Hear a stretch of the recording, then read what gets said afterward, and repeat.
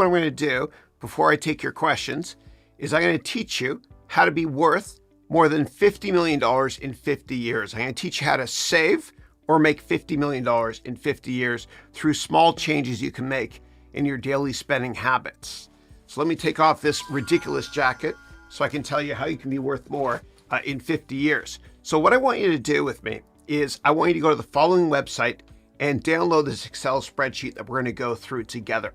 So go to harounmba.com/ all lowercase, save-more.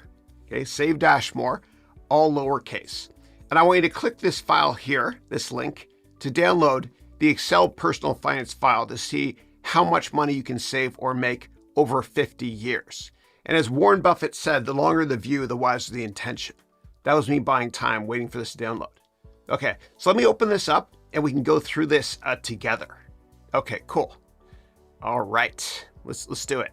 All right, so what I'm gonna do is we're gonna go through 5 small examples, short examples I should say, to tell you how much money you will save if you do what I'm about to tell you. Okay, and it's never too late to start buying or start saving money. So step 1 here, example 1 of 5. Let's say that every day you spend $3 to get a coffee. Instead, let's say that you made the coffee at home, so it cost you nothing or close to nothing. So what you can do is enter in $3 here to see how much money you can save in the long run by making your coffee at home. Okay. Now, the number of years I'm going to put here is 50, and you can change anything you want in the white cells only, please. Okay. So if I save $3 a day by making my own coffee over 50 years, and if we assume that the historical average return of the S&P 500 is 10.5%, which it is, then what would happen is in 50 years, I'd save $1.9 million. If my spouse did this as well, we'd save close to $4 million, $3.8 million to be exact. You can change this if you want as well. Change this to $4 per day, number of years, change it to 30 years, and change the annual rate of return if you want to, if you think this 10.5 is too high. So if I make it 8%, then my spouse and I will save $350K over 50 years. Let me hit Control Z, as we say in Canada, not Z, to undo that. Okay, and play around with these numbers if you want to as well. Okay, let's move on now to example number 2 of 5, which is how much money you can save by not buying a certain product. So I put in here Beats by Dre. And so let's say Beats by Dre are $350. Then if over 50 years, instead of me buying Beats by Dre, I did not, then I would save $51,000. Okay, it's a lot. Beats by Dre should not cost $51K. And you can change this around as well if you wanted to. So let's say, I don't know, PS5, which costs $499 over 50 years, that's $73,000. Let me hit Control Z to undo those as well. Okay, really bad dad humor. My son, Andrew, this is him when he was younger. He wanted Beats by Dre for Christmas. So what I did was I actually gave him this in a gift. I wasn't very popular that day on Christmas. Okay. All right, moving on. All right, number 3 of 5, or threeth. The threeth thing, as my son Dylan used to say. If I decided I wanted to buy instead of rent an apartment or a house, and if I assumed I would pay $600 per month on a mortgage here, okay, instead of renting for $600 per month, this is crazy. But over 50 years, I would be worth $12.7 million. And again, you can change these around here. If you pay $1,500 a month and you want to do this calculation over 40 years instead, and if you think my 10.5% return is too high longer term, and that's the average return for the S&P, you can change that as well. You're still going to save a fortune. Okay, so that's $12.7 million. Pretty amazing. All right, moving on to number 4 here. If you contributed a certain amount of money every month to your retirement savings program, what would you be worth in the long run? Now, in the United States, and I know times are tough right now, and it's hard for us all to save. But by the way, for my first apartment, going back to here, I had to wait until my 30s before I could buy my first place in New York. But let's go back here to number 4, example 4. So in the United States, you can save up to $22,500. If you're over 50 like me, I'm an old man, you can save $30K per year tax-free. And if you're not sure how much you can save in your country, then just do a search for this in Google. What is the 401k equivalent in, and put your country name. Okay. So in the United States, if you save $22,500, then over 50 years at a 10.5% return, that's about $40 million. It's staggering, and it's never too late to start saving. Okay. All right, number 5. If you spent $40 less per month on virtual gems or V-Bucks, my kids play this game Fortnite, then in 50 years, at an assumed annual interest rate of 10.5%, you'd save $850,000. It all adds up. Again, you can change whatever you want to in the white boxes here. Okay, and the last little, and all this stuff we just did, okay, for all these 5 examples, adds up to $55 million in saving in the long run. Okay, and again, I know times are tough now, but I want to impress upon you humbly the fact that every dollar counts, right? Every penny you can save adds up in the long run. Okay, last thing I want to talk about before I take your questions, please keep typing your questions here, is example number, or pardon me, down here. How many years does it take for money to double? Okay, so there's something called the rule of 72.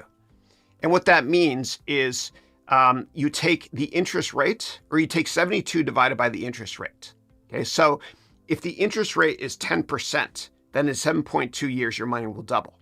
If the interest rate is 4%, then it'll take 18 years. If the interest rate is 15%, your return on investment, which is tough to get, obviously, then it's 4.8 years.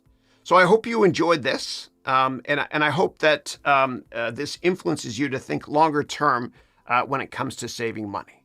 Now it's time for me to take your questions. Thank you. All right, one quick announcement before I take your questions here. I'm very happy to say that we are building our second school. Our first school, as many of you know, we built in Rwanda with one of my students. The next school we're building is in Kenya. It's about a 6-hour drive from the Nairobi airport. Here's the land right here, and there's a video as well of the land. Now we're building this school with Marin Koros, who's one of my students as well. She's great. So we've got 10 acres here of land, as you can see. And in terms of electricity, what we're going to do is similar to what we did in Rwanda. We're going to put solar on the roof because we can't get electricity there. And then longer term, we're going to get internet access from Starlink through Elon Musk once it becomes available there. Now, at the bottom here, you can see it's right on a river. So that's how we'll get access to water. So very excited about this. Thank you so much, Marin Koros, for partnering with me on this. This is going to be epic. All right, let me get to your questions. All right, last night, Motivation Station posted, are there specific skill sets which are taught in the MBA program which could lead to a new career path instead of just guidance? Yeah, absolutely. So what I do is in the very first semester, semester 1 of 4, what I do is I teach you how to network on steroids so that you can get the job of your dreams or get a raise or a promotion or change careers within your company. Now, what people don't realize is that relationships are more important than business knowledge. Your network is your net worth, as they say. So I teach you how to create an amazing LinkedIn profile, etc. So much more. Now, one of the issues a lot of my students come up with, and other students as well from MBA programs, is that it's hard, some people say, to get a job. Well, the problem is the rules have changed to the extent that every time you see a job opening online, you literally have a 1 in 250 chance of getting that job. The person that gets that job is usually the person that knows somebody at the company. So those are the new rules. So what I teach you to do right away as you start the program is how to set up a ton of networking meetings. And it's easier to get a job this way, I promise you. And if you want, I can go into more details on this. And what you can do is you can actually download my networking book by going to my website, which is harounmba.com. In terms of other skill sets that I teach you, I provide you with all the tools and frameworks that you need to take your career to the next level, and I teach business and all finance and accounting topics from scratch. Now, the way I teach it is a little bit different from most teachers. I love to use a lot of props. So when I teach you about accounting, for example, and how to forecast financial statements, I use just a ton of props. So for example, whenever you're forecasting financial statements, it's so much easier than you think. And this is based on my work experience at the biggest hedge funds in the world, Goldman Sachs, my MBA at Columbia, I did an MBA in finance, etc. But forecasting financial statements is so much easier than you think. All you have to do is this. You forecast revenue, and then for the most part, every other line item, the red expense items here, for the most part, becomes a percent of revenue. And when you're forecasting revenue, you just got to look at patterns. It's a lot easier than you think. So, and this is a silly example, but if revenue growth was like this for many years, what do you think the next data point is going to be? Probably up here. And then you make everything else a percent of revenue, and then net income, which is cash flow, etc. I go into a ton more detail on this in my MBA degree program. In addition, in the MBA degree program, what I do is in the third semester, we have what's called the Venture Capital Bootcamp, where I train you based on my experience working in venture capital on how to start a company and how to scale it with no expenses from you. I teach you how to raise capital as well from high net worth investors. Fix my hair here. So I provide you with all the tools, arrows in your quiver, so to speak, that you need to take your career to the next level. And if you have additional questions, please let me know. Now, what I'm about to add to the program, I'm working very hard on this, is a Python course. And I teach you Python from scratch.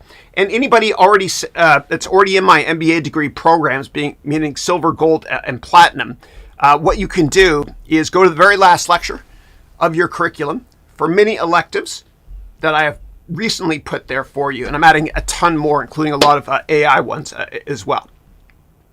All right, next question from Tristan last night wrote, what are the top 5 books that have impacted you as a businessman and an investor? Yeah, so I would say number 1, the Bible. Number 2, from an ethics perspective, because all you got in your life is your reputation. And Warren Buffett once said, it takes 30 years to build a reputation and 30 seconds to ruin it. So ethics is important for me. Aside from that, a must read, and you can listen to this on Audible, is How to Win Friends and Influence People. It's a masterpiece by Dale Carnegie. Please read it. Another book that Dale Carnegie wrote that I recommend is called How to Stop Worrying and Start Living. And what Dale Carnegie talks about is how to live in day-tight compartments. Don't worry about the past. You can't control it. Focus on today. And Dale Carnegie had this wonderful quote. He said, it's not work that kills us, it's worry. And I got to give you another quote from Sir Winston Churchill. I love this one. He said, I once met a man on his deathbed who talked about all the worries he had in his life, none of which came true. So those are 3 books. Now I got to come up with 2 more. I love listening to biographies and autobiographies if I can, because very successful people, what they do is once they're successful, they share their lessons on success with you. So any books you can listen to by Sir Richard Branson from Virgin, I would listen to that as he narrates them himself. I got to mention 2 more books. And what I'm listening to right now is this. Alexa, read my book. Getting your selection from Audible. Resuming Elon Musk. Alexa, stop. So I'm listening to the Walter Isaacson book on Elon Musk. It is a masterpiece. It's 20 hours. I'm 2/3 the way through it. Please listen to it. It's amazing. Last book I'm going to mention to you is the Walter Isaacson book on Steve Jobs from about 10 years ago. Please listen to that one as well. All right, next question is, does university help in grooming, or should someone set up a plan to drop out? What's your perspective on this? Yeah. So I always recommend, I say to my kids, you finish what you start. In fact, since my kids were born, I've said 2 things to them. They complete the sentence. Number 1, I say you never, and immediately they say give up. And number 2, you always finish what you start. So I would finish it. Now, for those of you thinking about going to university and you're not sure if you should do so, what I recommend is think about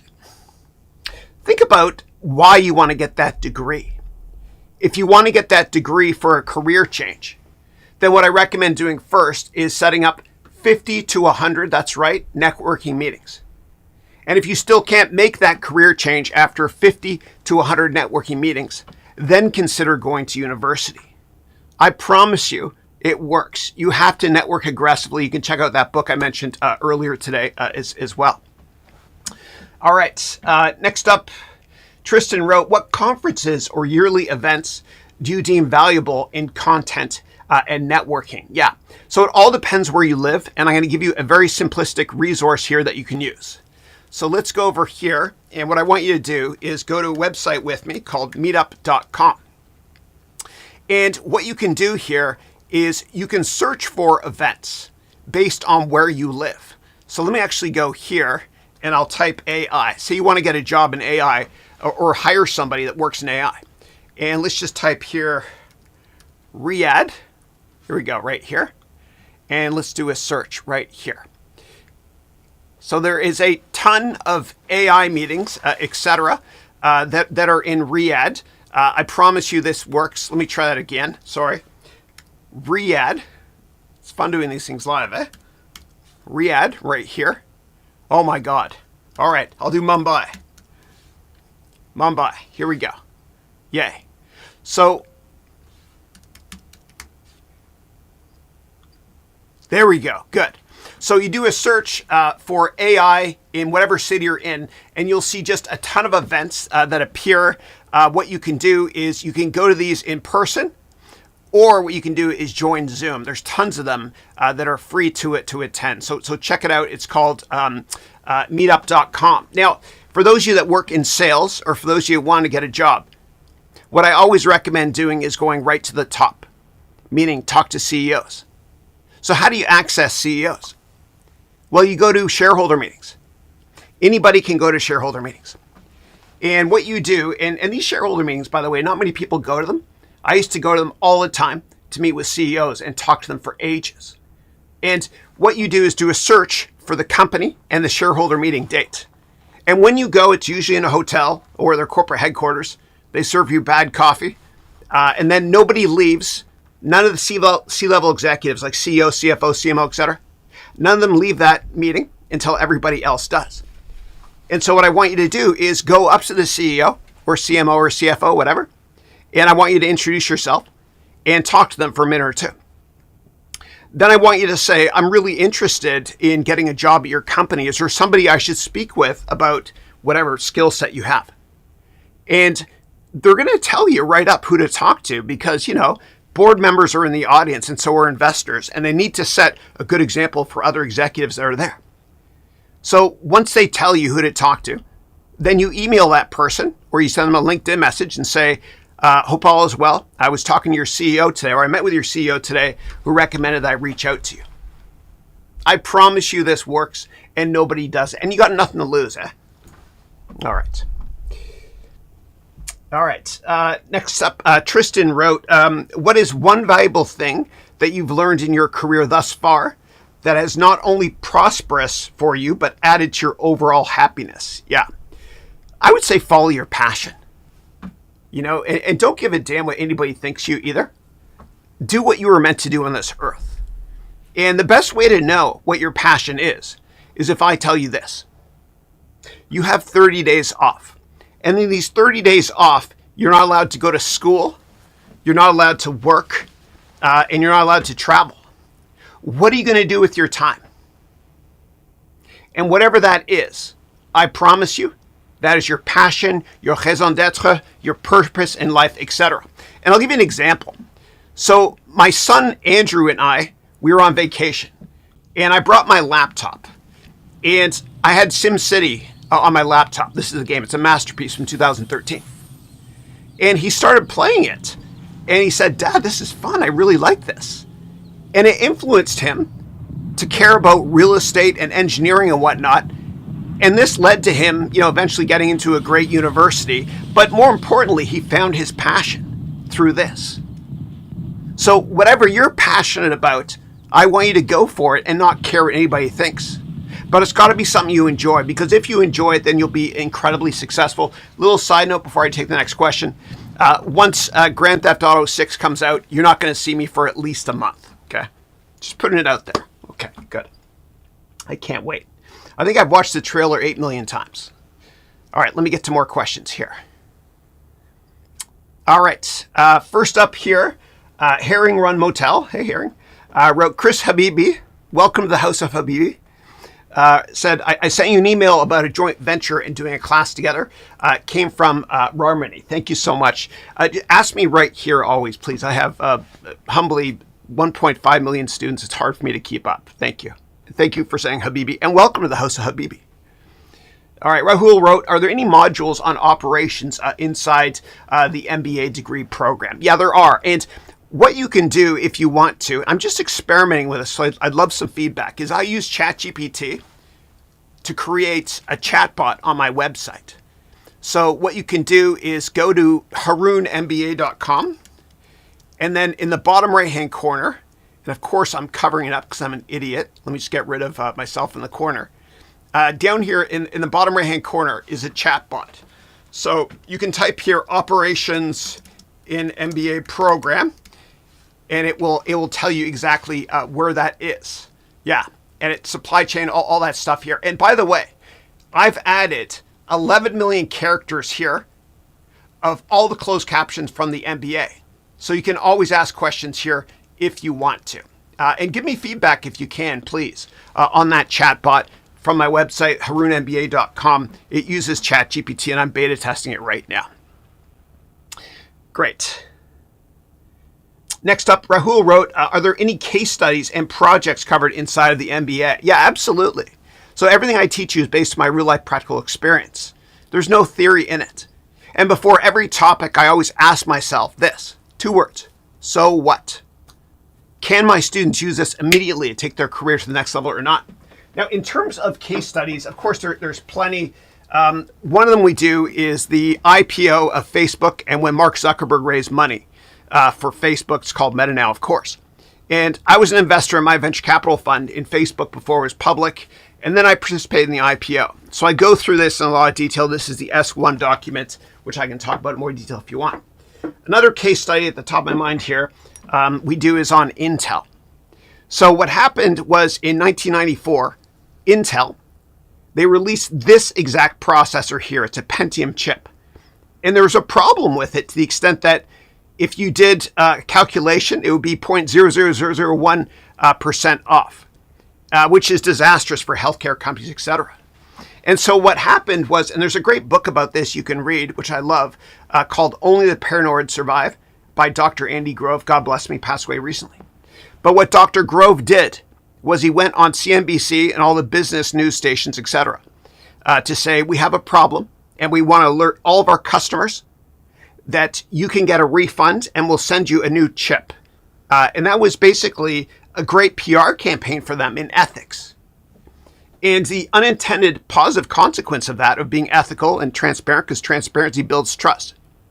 What happened was a lot of people were watching that in 1994 thinking, wow, this guy seems really honest to me. And what is that product? And because you can't see, feel, or touch the product, it's always inside computers, right? So it was great PR for them. Yeah. So there's plenty of case studies we do, as well as Marvel's bankruptcy and so much more. All right. Next up, Enter Ben wrote, hey, Chris, how are you? I'm always great. Good to see you. Moving on to Ryan, who wrote, hope you're doing well. Likewise. What are your thoughts on the S&P 500 for 2024? It seems like rate cuts are being talked about more than rate increases right now. Yeah, absolutely. So what happened was yesterday, the Federal Reserve, they signaled to the marketplace that they're going to cut interest rates 3 times next year. And that's a huge deal because 2 weeks ago, they were more hawkish to the extent that they were signaling that they might not cut at all. So they became more dovish yesterday. Now, hawkish means rates will go up or not change, like a hawk is mean. Dovish, doves are nice, means rates will be cut. And the reason the market went up is because if the government floods the economy with money by cutting interest rates, then what happens is the cost of money is lower, meaning interest rates go down. And when interest rates go down, it means that more hedge funds and retail investors are going to borrow to invest.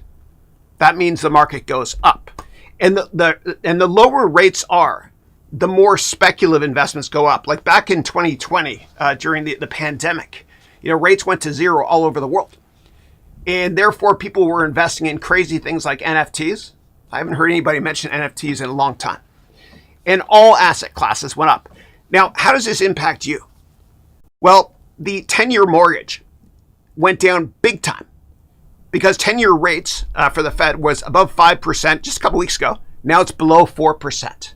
That is a massive, massive move. And it's bullish for the markets. Yeah.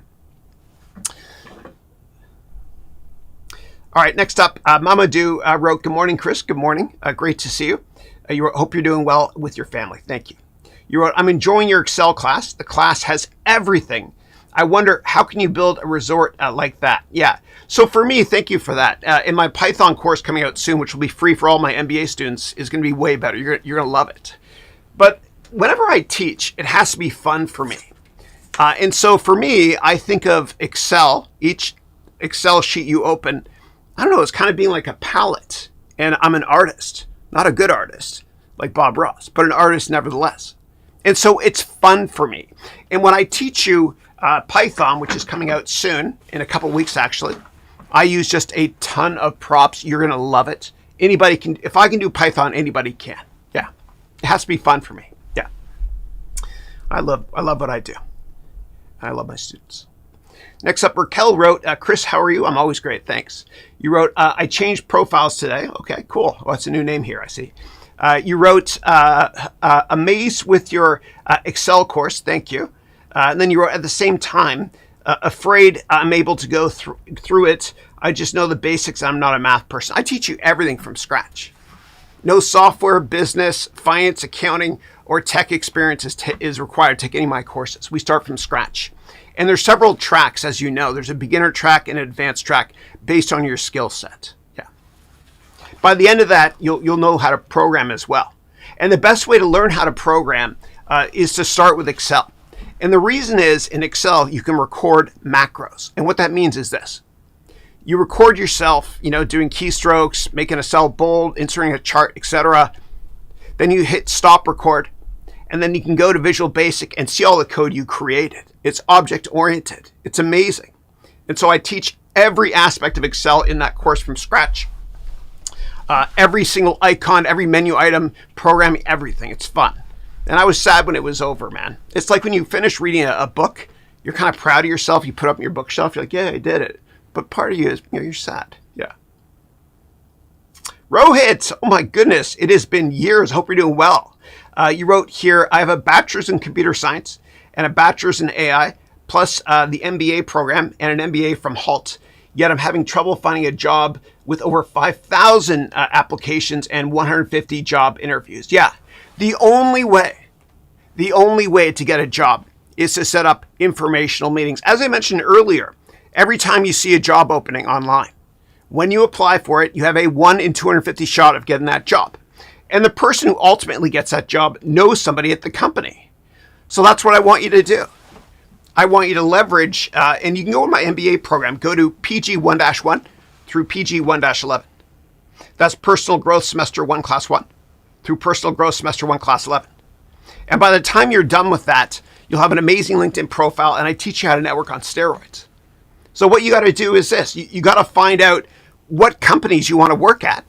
And you got to send out just a ton of networking in-mails on LinkedIn. And as I mentioned in previous webcasts, in that in-mail, which they're going to read, by the way, because you've all read every in-mail you've gotten, but you certainly have read every email. But in that in-mail, you keep it short because less is more. And you say this. John, for example, "Hope all is well. I also went to the HALT International School of Business where you went. And I also live here in the Bay Area or wherever you are. I'm not sure if you're here or back in India now. Please let me know if you have time for a quick Zoom meeting or a coffee if they're local." And they're going to take the meeting. And if you don't believe me, they're going to take the meeting. Think about it this way.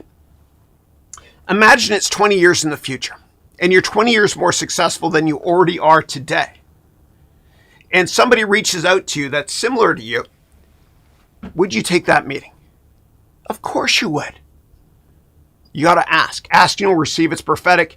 It's been true since the beginning of time. Do that 20 or 30 times with each company, rinse, lather, repeat, and you will get that job. I promise you. Yeah. And networking is a lot like dating as well.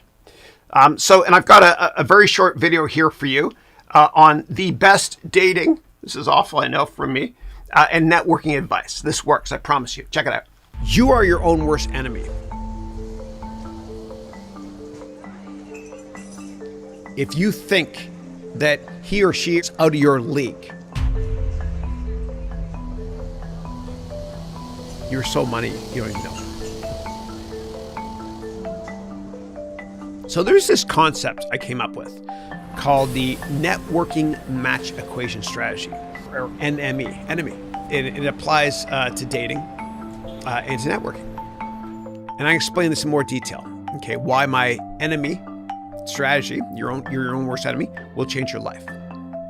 But let me give you an example first in dating. Okay, and then we will apply it to networking for a job, or networking for a customer, or networking for any reason really. Have you ever seen somebody else dating somebody and the person they're dating is way better looking than they are? Of course you have.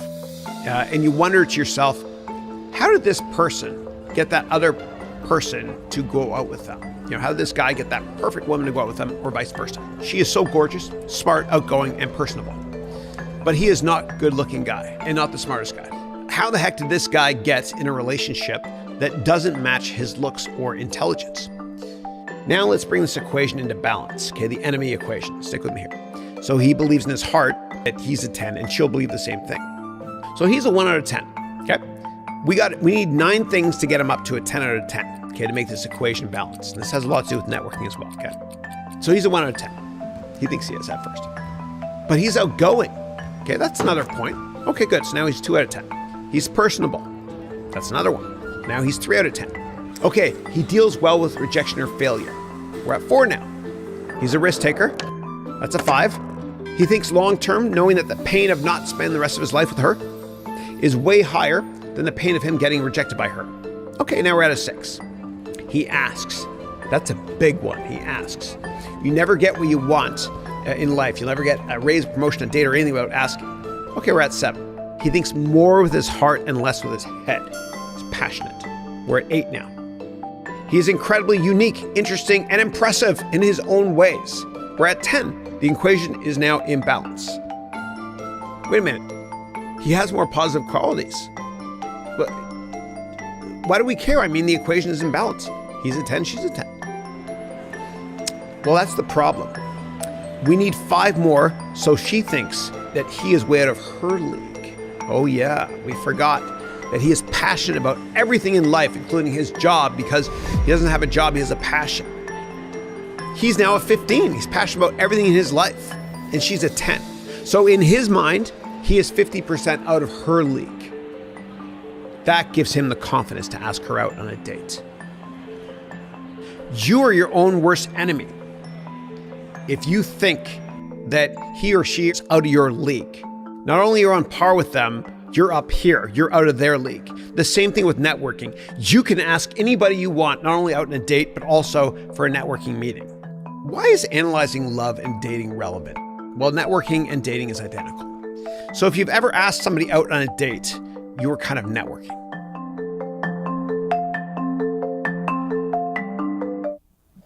All right, next up, Rohit wrote, I'm applying for sales, project manager positions in technology.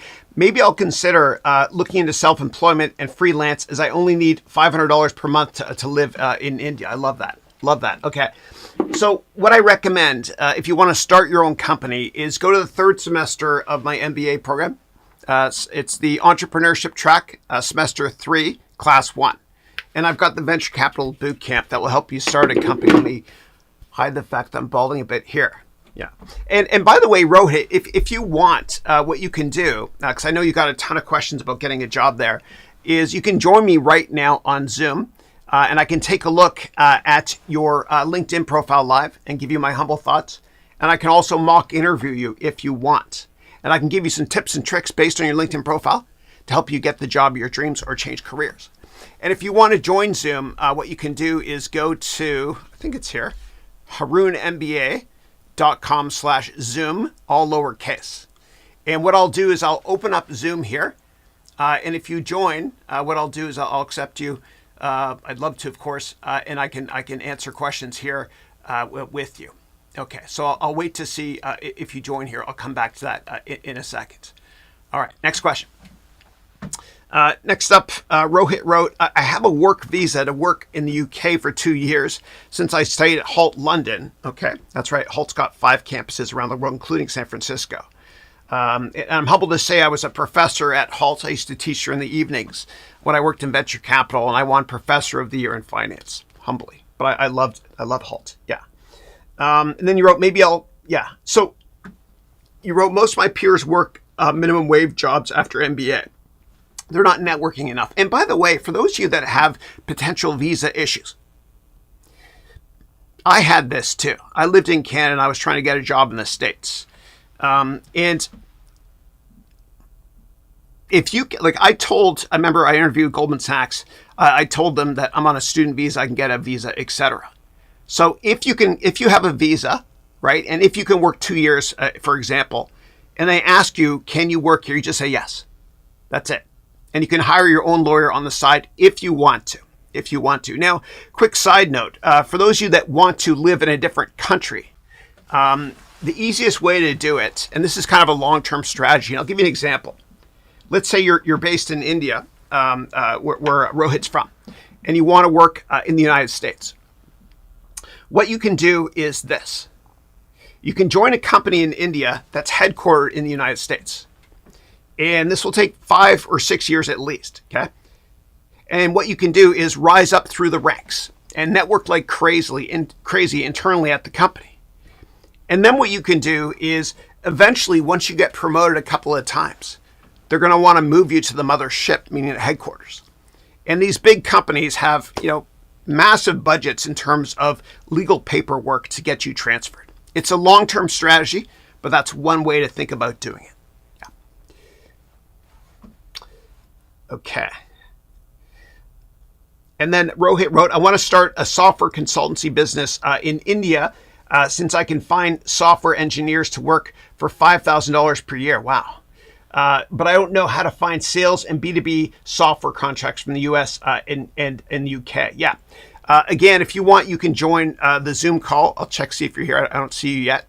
But what you can do is do an advanced search in LinkedIn and find people that also went to the Halt International School of Business where you went that work at companies and see if you can contact them. Like go for CTOs, do it. And you can do an advanced search on LinkedIn. I can do it right now with you to show you exactly how to do it. Yeah. And get those informational meetings the way I mentioned before. You mention a couple things you have in common with them, and then you'll get meetings with them. And in the first 10 minutes of those networking meetings, this works, people, I promise you. In the first 10 minutes, you talk about what you have in common. Maybe you talk about the new cafe that opened up at the Halt International School of Business in London, for example. Then after 10 minutes, they're very politely going to say this. And they won't say exactly like this. They'll say this. Why are we meeting? And it's at that point you mention that you're really passionate about getting a job at that company or maybe getting them as a customer, etc. You have to ask. And if they say they're not hiring right now, you can say, well, when do you think you might be hiring? And if they say 6 months from now, well, you send them another message in 6 months. And you also say this. Do you know anybody else that went to the Halt International School of Business that's hiring? Ask and you'll receive. It's prophetic. It's been true since the beginning of time. Yeah. And that's one of the issues. Like when we're younger and we're in school, if you keep your head down, you get good grades, you'll get noticed, and everything works out well for you. You're proud of yourself. Your parents are proud of you. Then you join a company and you keep your head down and you're working hard. And you look around and you realize, oh my goodness, these other people that aren't as good as me, humbly, are getting raises and promotions faster than me. And the reason is because behind closed doors, they asked. They asked for a raise or promotion. And I can go into a lot more detail to tell you exactly how to ask for a raise or promotion if you want me to. Okay. All right. All right. Next up, Jahanzeb wrote, hi, Chris. can you tell me what funding documents will be required for obtaining an SBA loan or any other loan? Also, how can we provide a list of investors to our clients of business plans? Yeah, a couple questions there. So number one, don't ever raise money unless you get an investment offering memorandum made by a lawyer. Okay, and this is the investment offering memorandum for Facebook. And what you can do, and this is what I do, is you can go to LegalZoom.com. And if you don't have LegalZoom in your country, you just do a search on what is the LegalZoom.com equivalent in your country name. And this way you can talk to lawyers for like $30 for a half hour or something. It's an amazing deal. I'm not sponsored by anybody, nor will I ever be. But I promise you, LegalZoom will help you out tremendously with that. Now, please make sure that you register your company name so that you can protect your family and your assets. I don't give legal advice. Talk to LegalZoom. Thank you. Yeah. In terms of business plans, yeah. So failing to plan is planning to fail. And in my MBA degree program, and if you want, you can check it out at the link here below. In the third semester, there's a venture capital boot camp where I ask you 700 questions and I provide you a massive template. We complete it together. And by the end of that, you'll have an incredible business plan and 10 slides to pitch to investors. And I've raised and managed over $1 billion in my career. This is all based on my real life practical experience. And the way you know you have a good business plan, by the way, is if you finish it. It's a long process. Like the business plan I help you create is over 100 pages. If you finish it, then you probably have a decent business plan. But if you're working on it and you're a couple hours into it and you're like, I don't really like this business anymore, then move on to something else. The same thing with investing. I provide my students in my MBA program with all the templates and tools you need to do investment research, including using AI. And the way you know you have a great investment is if you complete the investing templates I provide you with, right? And we do a deep dive into finance and accounting. I teach you from scratch. If you don't finish the investing template, don't invest in stocks. Buy ETFs instead. Yeah. Okay. All right. Coco's asking, what about inflation? Yeah. So yesterday, the Federal Reserve, which is the organization in charge of the Bank of Money in the United States, what they did was they signaled that inflation is not a big deal anymore. As a result, they're going to be cutting rates next year 3 times they signaled. That's why the markets went up. Yeah. Yeah. And one of the issues is when the United States government or any Federal Reserve or Bank of Money in any country, whenever they raise interest rates, it can take 12 to 18 months for it really to impact the economy. So what the Federal Reserve sees right now is, oh my goodness, the economy is slowing down. We're going to have a soft landing instead of a hard landing. So what we're going to be doing is cutting rates next year. Yeah.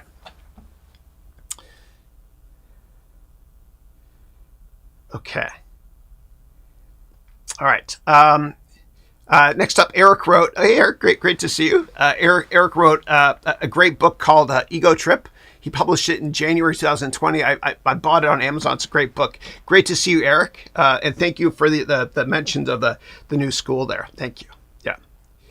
Okay. And then Tony, hey, Tony, it's been a while. Good to see you. You wrote, thank you for the value you provide, Chris. Thank you for being here. And then you wrote, what specific investment principles have had the most profound impact on your own long-term financial success? And how can I incorporate them into my own investment approach? Yeah, there's a number of things. So in my MBA program, I provide you with a 100-step template to do fundamental, valuation-based, and then a little bit of technical analysis on companies. And the most important thing I like to ask is, what is the quality of the management team? In traditional business schools, they teach you how to create financial statements, but they don't teach you how to analyze the management team. It's the most important thing. What I also love to do to make myself long-term focused is I love to ask myself this question. Will this company that I'm investing in or this sector be more relevant or less relevant in 5 years? And that makes me long-term focused. And that stops me from getting seduced into buying value traps, meaning companies that are cheap. They're cheap for a reason. The longer the view, the wiser the intention, as Warren Buffett said. And when Warren Buffett invests in stocks, what he does is he tells himself, I'm assuming the market's going to be closed for 10 years after I buy this stock. Obviously, the market won't be closed for 10 years, but that's how long-term focused he is. You know, it's really, really stressful trying to manage volatility in stocks. I don't care about the path. I care about the destination in 5 years, for example. You know, if you invested $5,000 in NVIDIA a decade ago, you'd have 600 grand today. So just think longer term. Okay. Yeah. And when I value companies, I love to look at my earnings estimates in 5 years. And I value the company based on a PE multiple in 5 years on my earnings estimates. Don't listen to anybody on TV or me in terms of what you should buy or not buy. Do your own research. I teach you how to do my MBA program in a lot of detail. And I remember years ago when I worked in the hedge fund industry, people would say to me, Chris, you're crazy you're investing in Amazon. You're crazy you're investing in LinkedIn before Microsoft bought them in 2016. You're crazy to invest in these companies because these companies have PEs of over 100 times. These are widow makers, they would say. It's harsh. And I would say, no, they're not trading at 100 times. They're trading at 4 times my earnings estimates in 5 years. You got to create your own financial models and value companies based on that. And based on my experience at Goldman Sachs and the top hedge funds, VC, etc., I teach you all that stuff and much more in my MBA degree program. Always do your own research. Nobody's smarter than you. Okay. And then Rohit wrote, is there any way I can pay for a call with you? Yeah, if you go to learn.harounventures.com, I've got consulting services. But instead of paying for a call, you can do a call with me right now. I'm happy to do it. Let me check on Zoom, see if you're there. Oh, I see you there. Okay, good. I see you in Zoom. So let me accept you into Zoom, and then what I'll do is we'll chat. Let's go over here to Zoom. Yeah, no need to pay. You can join me right now. All right. Here we go. There's Rohit in the house. And then Eric, I'll let you in soon, brother. All right. Hello, Chris. Hey, how are you? Yeah, I'm doing good. It's so good to see you. Great to see you, man. Great to see you. After, I think it's been like 2 years after the MBA, I would just like to know everyone that it has been very useful for me. Thank you. Not just in my professional life, but also in my personal life. I would give you one example. I used to weigh like 83 kilos, like 160 pounds or something. Mm-hmm. Then after doing the MBA, I did the personal growth section of the MBA and took on this challenge, and I lost 25 kilos in like 6 months, and I went down to like 60. Nice. But I was in London for a while, and after coming to India, I ate all the good food and I gained a few pounds, but I'm still at like 68 kilos. But it proved very useful to me, and the networking advice was very useful. I made like a lot of contacts when I was in London. Interestingly enough, like one contact really helped me in my business with diamonds, which I was working on, and he came all the way from London to India. Nice. Hosted me in the Four Seasons, did the diamond deed. And I couldn't believe I just randomly met him at a pub in Soho in London. So it's not like just a theoretical advice that this networking works. I think like it will work for everyone if you work at it enough. So it works exceptionally well. Like I've met some of my best investors on the golf course accidentally. You know, like one time there was a dude playing behind me. We were a threesome. I said, hey, you want to join us? You know, got to know him, whatnot. And, relationships are more important than product knowledge. Always bomb for business. I'm here to help you. I want to help you interview. I want to help you network. Do you want me to look at your LinkedIn profile and give you feedback? Yeah. Excellent. Yeah. Okay, great. Let me go here. And the last time what I'll do is let me share my screen because I want to run through it on my end. Okay. So I'm going to share my screen here. Last time I talked to you, you sent me an email about Art Sandberg. I remember that. Yeah. Who I used to work for. God bless me, passed away. Okay, LinkedIn. And I'm going to go here. Oh, there's Steve. I'm talking to him tomorrow morning. He was actually my roommate. Yeah, he worked at Loctite for 8 million years. Okay, Rohit. Whoops, robot. It corrected me, okay? I did not type robot there. Okay. Here we go.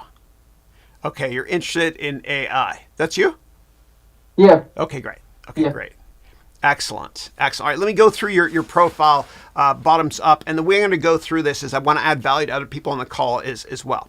So what I usually do is I start at the bottom here, and I look for people that you follow. And I always make sure that you don't follow politicians, because half the people will like you and the other half might not like you as much. I don't know what have. So that's good that you're not following any politicians here. Okay. If you're passionate about AI, which you wrote up in your profile there, your title, I would probably follow AI companies, etc. Okay. All right. So that's good. All right. Let me go bottom up here. Great. Okay. Good. Yeah, you need recommendations. You need at least 5 to 10 recommendations right here. And you can ask people that you used to work with, your former boss. And if you don't want to ask your boss, you can ask colleagues. You can also ask other students that you went to school with to write recommendations for you here. And since you wrote up here artificial intelligence, you probably want them to write something along the lines of you're passionate about AI. Now, what I want you to do as well is I want you to write a lot of articles. And I'll go through the rest of this in a second, okay? Tons of articles. And I want you to think of yourself as a thought leader. It's like the Rodin sculpture, I think, therefore I am. What I want you to do is I want you to write 1 article per week, post it on LinkedIn on AI, okay? Because you're passionate about that.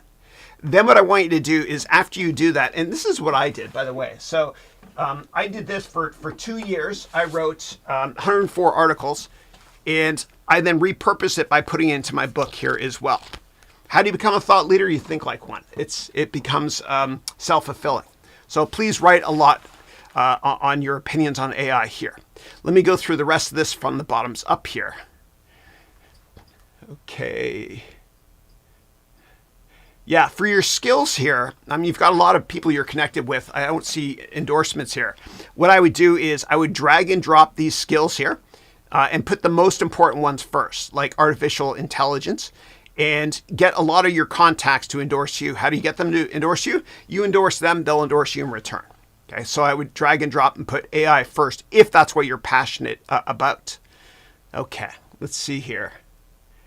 Projects, education, okay. I'm looking for gaps now. Give me 1 second. Okay, graduated. When did you graduate from HALT? 2020, 23 September, couple of months ago. Okay. All right, so your most recent work experience right here, you have to add bullet points. You have to add a lot more detail in terms of what you did there. And you can't just put associate. And if I click here, there's really nothing about this company. So what I would do is I would go through my MBA program, okay? Go through the first 11 lectures of the personal growth track in the first semester. And I teach you how to create an amazing LinkedIn profile and then how to network. You have to list bullet points here. I don't see any gaps. That's a good thing. And for those of you out there that have gaps in your LinkedIn profile or your resume, I don't recommend listing months. Just list years. Yeah. All right. It's funny because over the course of 1 year MBA, the topic of LinkedIn never came up during the MBA. So I think at the HALT. most useful MBA for me was your MBA. Okay, amen. Thank you. Yeah, business schools, all respect to HALT and other MBA programs, they don't teach you practical stuff. They teach you what was relevant literally last century. All right. So you wrote here, okay, so you're worried about, okay. So the way that you write your about section, that's how we say it in Canada. The way that you write your about section is, think of it this way. You're about to give a keynote speech and somebody says to you, do you have a bio that they can read? And you tell them, yeah, just go to my LinkedIn profile. So what I would do is I would think about that as you write this here. No more than 3 sentences per paragraph. Less is more. And then you might want to put a good quote at the end as well. So let me show you one of my students actually. So there's Dion Vernon from Florida. She's great. She graduated a couple years ago. All right. So really nice picture at the top. 3 layers, it's inspiring, etc. Great picture. Now, you can check out Dr. Dion Vernon's profile here. Her about section is fantastic. And so I helped her with this. She did most of the work. Dr. Dion Vernon's career in education has always been at the intersection of the liberal arts and sciences. In addition to working for the Olympic Committee globally, she also has extensive experience on Broadway with more than 10 productions, including Lion King, Hamilton, Cats, and Chicago. I asked her if she did Les Miserables. She did not. Sorry, bad dad humor. And then she ended here with a quote that she created. So I want you to model yours after hers, something inspiring. Okay. So I would do that. And then if you want, you can join again next week. Or you can join office hours later today. And I can go through this in a Zoom call with you in more details. Office hours for MBA students, of course. Yeah. Let me go to contact details here. Okay, good. Yeah. But this is an important field right here because this is the most searched field right here. So if you're passionate about artificial intelligence, that's great. So make those changes. And then if you want, you can come back to me next week or during office hours later today for MBA students. I'm happy to humbly help you. Does that work? Thanks a lot, and I would recommend everyone to sign up for Chris's MBA program. It has been most useful for me. You wouldn't believe I spent thousands of dollars on actual MBA, but Chris's MBA was much more useful for me, and it's 1/10 of the cost compared to an actual MBA. So I would recommend everyone who's looking to go to business school to study at Haroun MBA. So thank you. Thank you for your time, and I really appreciate it. God bless you. And little side note, MBA stands for married but available. No, I'm just kidding. This will never come off. I'm married forever. My dad humor is awful. Thank you. God bless you. Okay. There's something else I wanted to mention here. Oh yeah. Here's what I want to do now. So what I want to do is I want to teach you how to network here just quickly. All right. So let me see what you have here. Okay. You're from India, and you went to HALT. So what I'm going to do is I'm going to go here to HALT, and I'm going to go to alumni. There's 29,000 alumni. Oh, Larry Louie, good guy. I think he was a dean for a while. So here's what you do. You go through right here. Say you want to work at Google. So you click here on Google. And what you do, there's 88 alumni that work at Google. That's a big deal. So say you want to work at Google. What you can do, and I'm going to make this up completely, is you can reach out to Mike here, add a note. And in the email, you can write something along the lines of Mike, hope all is well. I also graduated from HALT. Please let me know if you have time for a quick Zoom call. Thanks. And if you find somebody from India, for example, from your wherever you live, whatever city, you can connect with them. You can say, I'm also from India, and I also graduated from HALT. Please let me know if you have time for a quick Zoom call. Thanks a lot, your future boss. Thanks a lot, Chris. Sorry, that was bad dad humor again, but you get the idea. Make sense? Yeah, it does. Thanks a lot. I really appreciate you doing this. Of course, my pleasure. Yeah, thank you. My pleasure, buddy. Great to see you, man. Thanks. Okay, and let me get Eric here. Eric had a couple questions he wanted to ask, and then I'll go back to the chat. All right, let's go here to Eric. Eric, he's not wearing your Kathmandu shirt today. Good to see you. So please come off mute and go ahead with your questions, sir. Great to see you.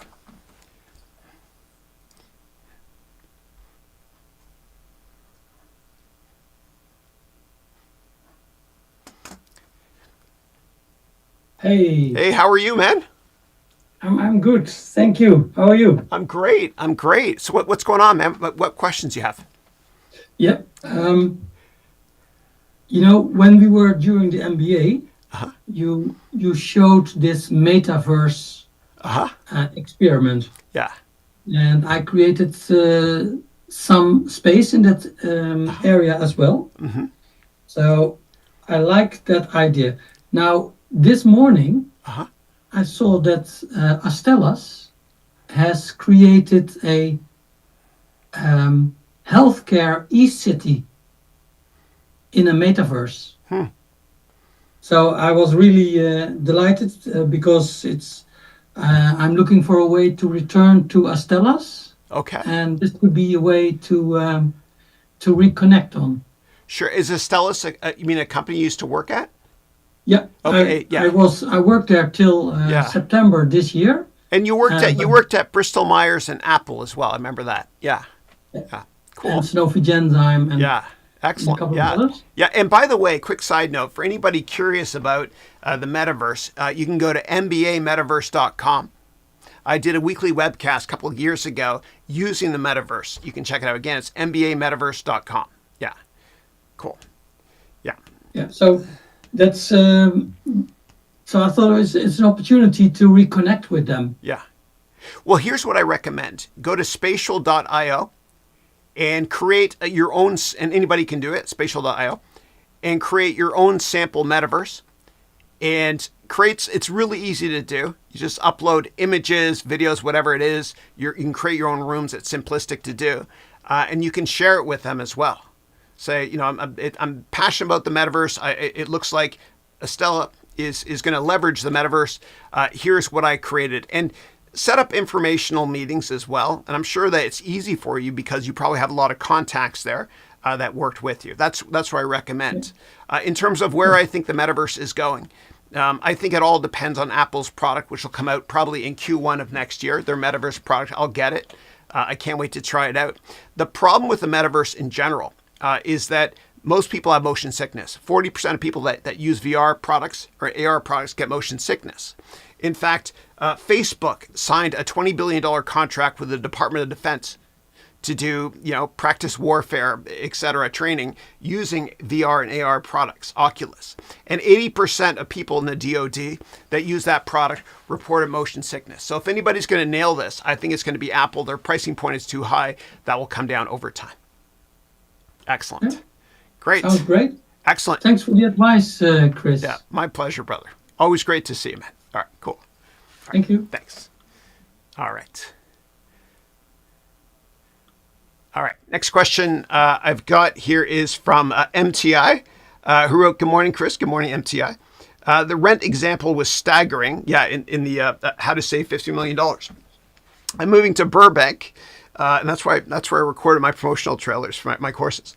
I'm moving to Burbank from Massachusetts, and I'm planning on buying a new house there.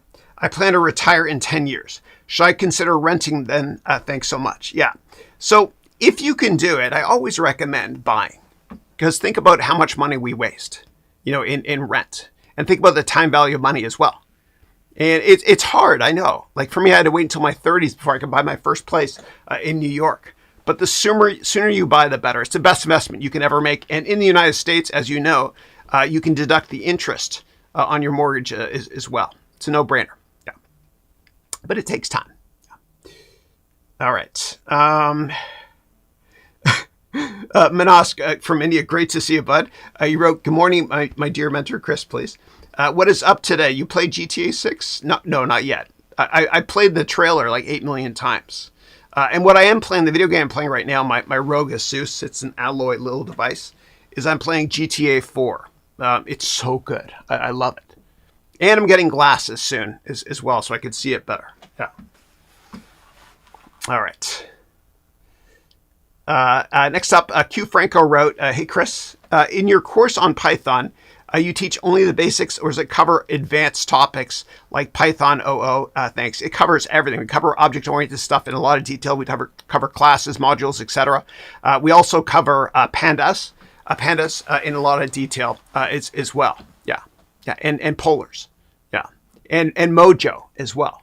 We teach everything. It's going to be the longest course I've ever made. I partnered with my good buddy, my brother from another mother, Luca Anderson, on this. Yeah. I can't wait till you guys see it. It's going to be fun. I'm having so much fun editing it now. Okay. And then Manas wrote, "The market's at an all-time high. The Dow impressions are great now, so you can say where we are in a year from now." Yeah. All I know is that, when interest rates go down, people usually buy more speculative investment classes. Yeah. And then Ralph wrote, "Hey, Chris, do you believe clean energy will be the largest industry in the future?" Yeah, one of the largest ones for sure. Yeah. So, it comes down to regulation as well. In the state of California where I live, buying a gas-powered car in 10 or 20 years is going to be against the law. So, clean tech is where it's at. In terms of investing in clean tech companies, be careful, because a lot of these clean tech companies, solar companies, etc., only exist because of, big subsidies. And if those subsidies disappear, they can't stand on their own 2 feet. For example, in 2008, when we were within 24 hours of bank machines not working, what happened was a lot of countries where solar was popular, like Spain, they removed the subsidies and those industries collapsed. So make sure they're not very CapEx intensive. If you can find chip-related companies, or more importantly, software-related companies to invest in, that's probably a better way to go, just given the fact that the capex is quite low and the margin profile is better as well. Yeah, but I am bullish longer term. Yeah, and I think the awful geopolitical events going on right now in Ukraine is going to influence the world to not want to be as dependent on foreign oil, like Russian oil, for example. Yeah, yeah. And there's a famous Saudi Aramco executive who once said, "The Stone Age did not end because they ran out of stones." Yeah. All right. I've got solar on my roof, electric car, etc. I'm all in on that. There is no planet B. All right, next up, Manas wrote, rate cuts are being speculated now more than ever before, but Uncle Powell is basically saying a big no, at least for 6 months, 2024. What do you say, owing to the fact when the market is up, even though rates are high, what will happen when the floodgates are open for, yeah. So what the government did yesterday, the Federal Reserve, is a signal to the marketplace they're going to cut rates 3 times next year. I don't know exactly when, but I do know that as rates go down, other investments go up, yeah, in value.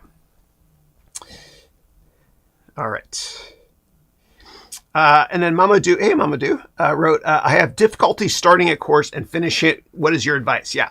13% of people that take online courses complete those courses. So what I recommend doing is getting in a mastermind group, meaning find other people taking the course. Like, for example, my MBA degree program, we have Slack, and I'm going to be deploying Discord soon. A Discord server, free to use, and just take the program with other people as well. And, if you want, you can join my gold or platinum MBA program where I teach the classes live, take questions live and all that stuff.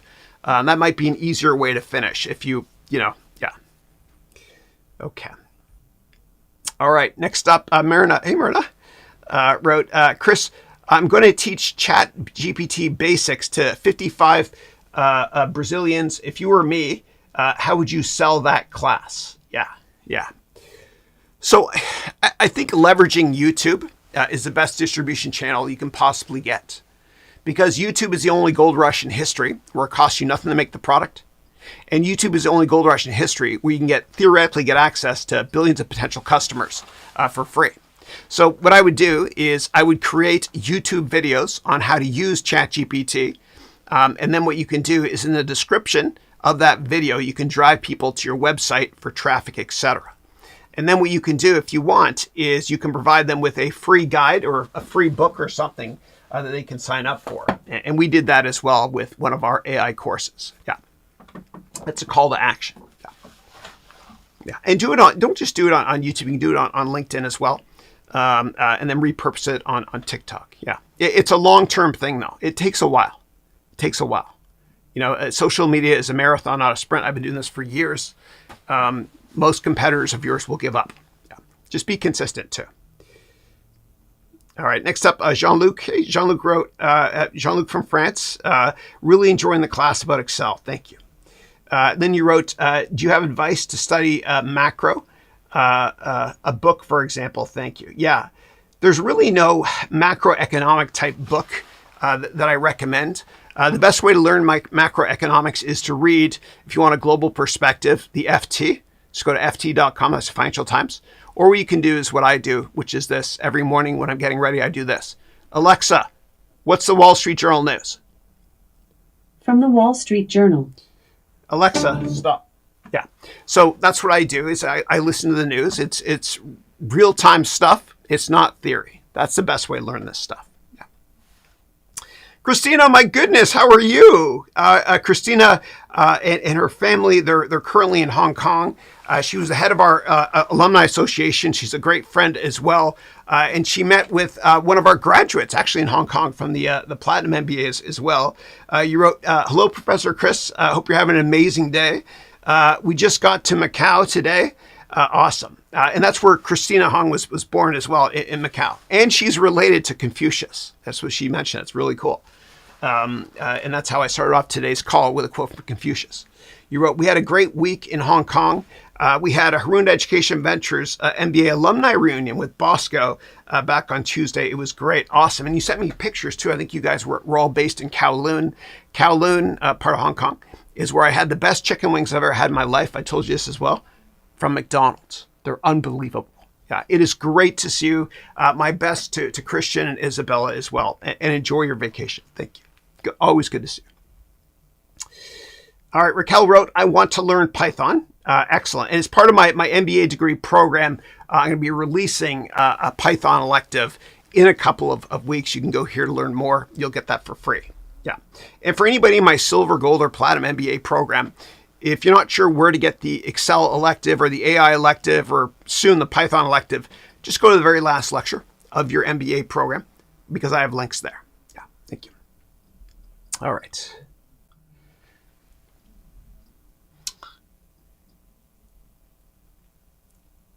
Yeah, and then Rohit wrote, you're right, Chris. Coming here to this webcast, I'm full of optimism now. Excellent. It can get pretty gloomy and depressing job hunting. Yes, it's tough. But think of it this way. You only have to be right in business one time. So one networking meeting can change your life. And if I told you that if you set up 50 networking meetings with people that work at Google, then by the 51st, you get the job, would you do it? Of course you would. So follow through. I promise you this stuff works. Yeah. All right. Okay. Next up, Danny wrote, how are you doing, Chris? I'm always great. Thanks. Great to see you. What is your opinion on the BlackRock Bitcoin ETF? I haven't looked at it. But I'm a big fan of BlackRock. They're the biggest asset manager in the world. I love buying ETFs when it comes to investing in asset classes. For example, when I invest in gold, I buy ticker GLD. And everybody should have gold in their portfolio. And I pay only 50 basis points in fees per year.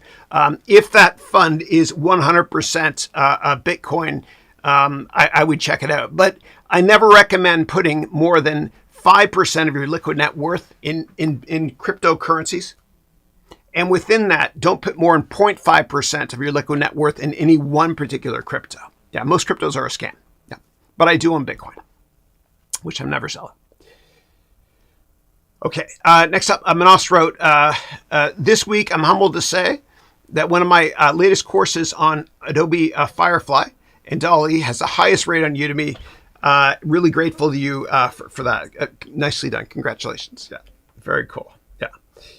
And for those of you not familiar with the DALL-E, it's the image-based AI product, which is now natively built into the latest version of ChatGPT. It's unbelievable. Yeah.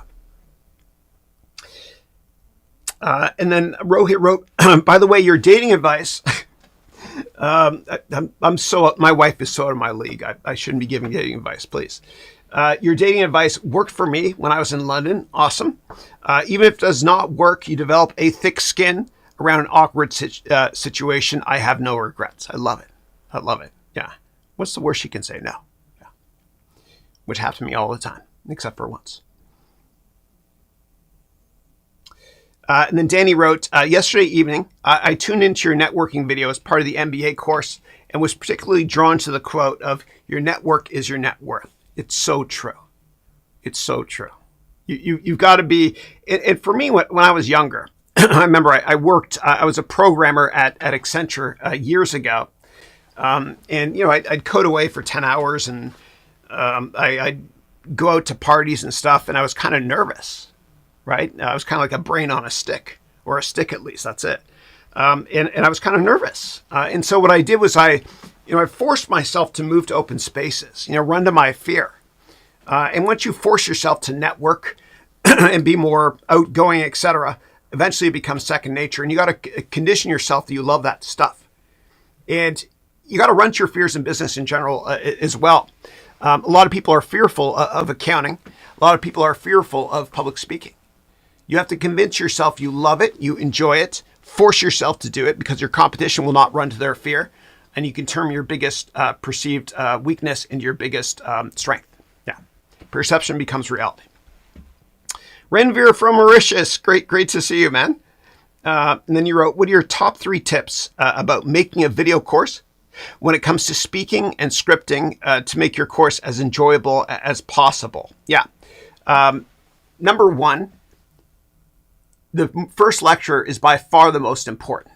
You have to be inspiring, and you need to give an exercise, a portable skill set that you can give to your students in the first 5 minutes or so of every course if you can, right? Because again, most people don't finish these courses. 13% of people that take single courses online, as opposed to like MBA programs, etc., but only 13% finish those courses. Yeah, and just be yourself as well, and make sure that you're on camera as well. And just remember that quote from Maya Angelou, which is this: people might not remember what you said, but they'll never forget the way you made them feel. So your delivery is key, and just be yourself. Because as Dr. Seuss said, everybody else is taken. All right, so those are a couple tips for you. Yeah.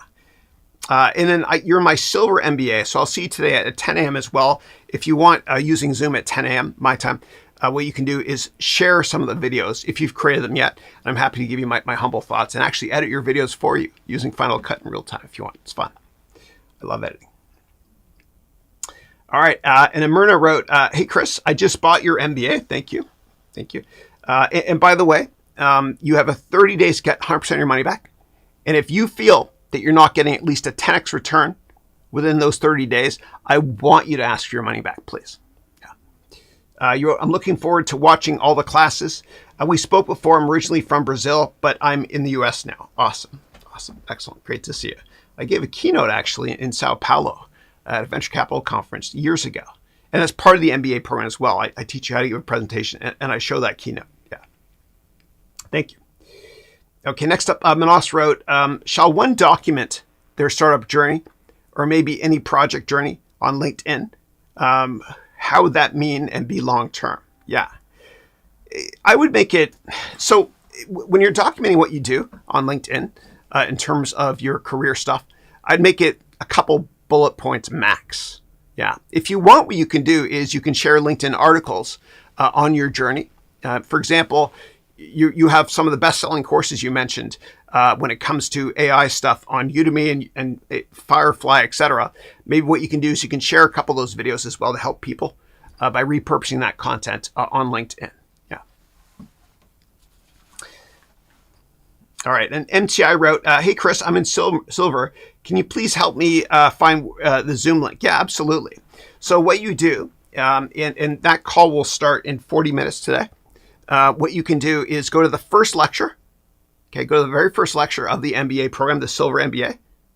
And there will be a link to Zoom there. Also, if you want to ask questions on YouTube chat, you can, but I prefer Zoom just so I can get to know you and humbly help as much as I can. And if you can't find it, let me know, please. And Manos wrote, thank you for everything, my mentor. Thank you, Chris, please. You wrote, God bless you all forever and ever. See you next week again. Thank you. And I love those emojis. God bless you, namaste, and all that great stuff. Thank you. Okay, moving on to Raquel, who wrote, Chris, I need to get email marketing clients. Any ideas? I do copywriting services, and I set up the email marketing automation in order for the companies to make more money. Yeah. So whenever you're doing online marketing, marketing is like dating. You don't get a sale right away, and you don't get married right away. It takes time. You know, for example, for me, I've got a massive email list, and, you know, some people have been on it for years, and it takes them, you know, a couple of years before they might buy one of my products.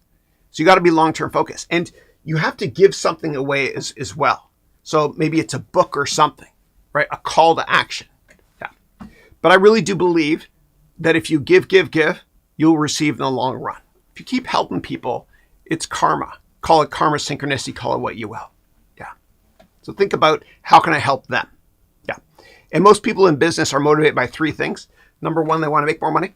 Number two, they want to get promoted faster. And number three, they want to enjoy what they do.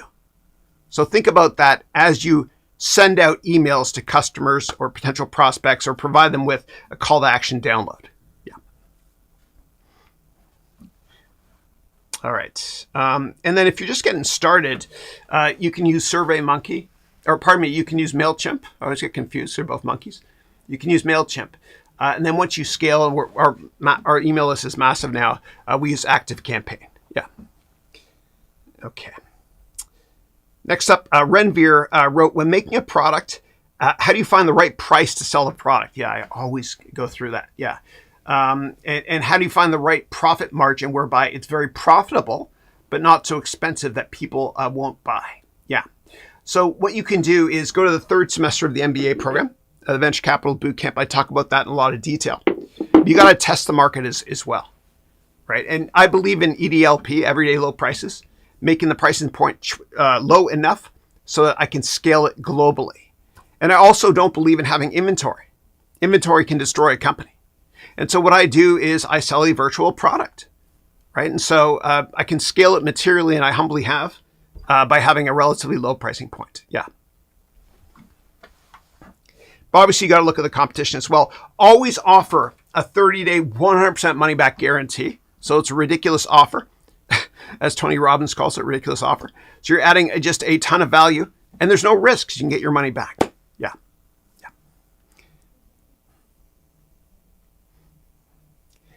And then Motivation Station wrote, Chris, I just saw there's 9 modules instead of 11 inside the personal growth for semester 1. No, there's 11. There's 11, yeah. So there's PG 1-1 through PG 1-11. So what you can do is go to your curriculum and just do a search on PG-1, and it'll show you 11 there. And if you're having problems finding it, I think you're in the Silver MBA, you can join me today at 10 a.m. That's in about 40 minutes. And I can show you over Zoom. Yeah. Okay. Next up, Abel wrote, hope all is well. How can I prepare for sales intern with FedEx? Yeah. So you got the internship already. Yeah. Or you wrote here for an interview and a follow-up here. Yeah. Okay. The most important thing when you go into these interviews, congratulations on getting the interview, is to just be yourself and bond before business. And what I recommend doing is go to the X profile, meaning Twitter or Insta profile of the people you're meeting with, and their LinkedIn profile, and learn a little bit more about them. See what they're passionate about. You know, if on Insta they follow, I don't know, they follow a sport that you love, you know what to talk about in that meeting. For me, I love baseball, and whenever I meet with somebody, if they're from Baltimore, for example, I'll talk about the Baltimore Orioles and my admiration for Cal Ripken, et cetera. Sports is great boardroom talk. Just be yourself. And I found that years ago, I was having problems getting a job. And I prepared for all these interviews. And I really prepared. And I wasn't getting any jobs. And I went to an interview, and I just told myself right before it starts, I don't care anymore. I don't care if I get this job. And I was just myself. And we talked about the weather. We talked about sports. I was laid back. We had a conversation. And I got that job. And it happened again and again and again. Be yourself. Bond before business always. And if you're not sure what to bond about, again, go to their Twitter profile, Insta profile, LinkedIn profile, etc. Find stuff you have in common with them. And what you can also do is you can set up Google Alerts. Go to alerts.google.com for FedEx, for example. So if there's any news on FedEx or whatever company you're going to be interviewing with, you'll automatically get that on your Android device, iPhone, etc. before the interview starts. Just be yourself. Yeah. In terms of how to prepare for the questions, here's what I would do.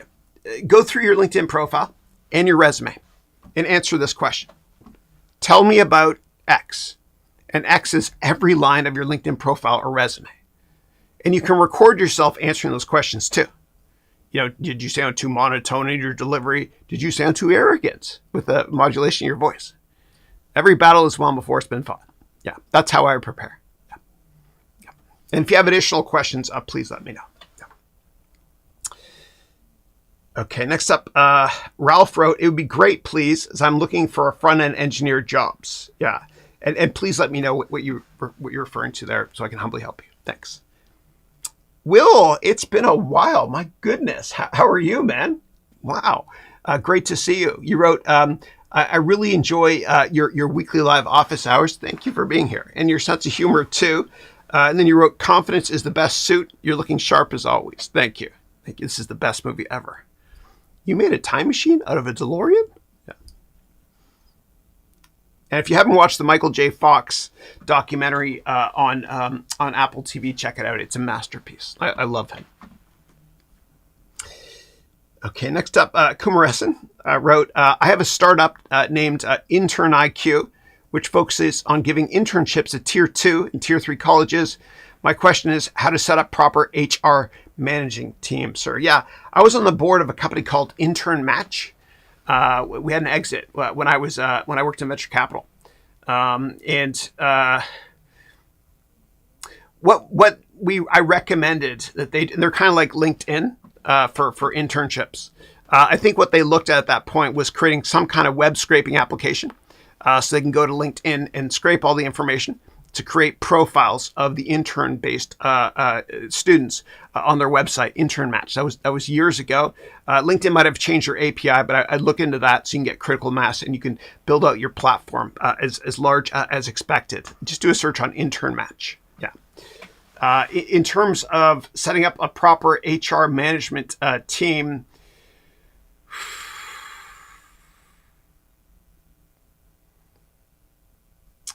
so it's a startup. So I don't want you to, and usually people don't focus on HR or CFOs that early in the life cycle of a company. You know, if you've been around for a couple of years and you have, 10 or 20 people at least, then I think about doing HR. You can probably even outsource HR as well. Just do a search on outsourced HR. Yeah. And I always recommend keeping your cost structure really, really low so you can scale materially. And another way to keep your cost structure low is you can give equity, maybe a couple % to whoever that HR person might be. Yeah. Instead of salary. Yeah. And if you have more specific questions, please let me know. Moving on to Renveer from Mauritius, who wrote, Chris, I want to make a free ChatGPT course to send to CEOs in Mauritius so that I can get access to them and potentially become an AI consultant for them. What topics do you think I should include? Yeah, you can check out if you want. You're in my Silver MBA. Go to the last lecture. I just published a course on how to do investment research from a qualitative and quantitative perspective using ChatGPT. You can use the prompts I use there as well and other ideas that can help out tremendously. But what you can do is you could basically market the course as a way to use AI to better understand your competition, etc. Yeah, but check out that course. Yeah, and I'll show you. Hold on a second. So that course, the way to access it, I'll make this quick.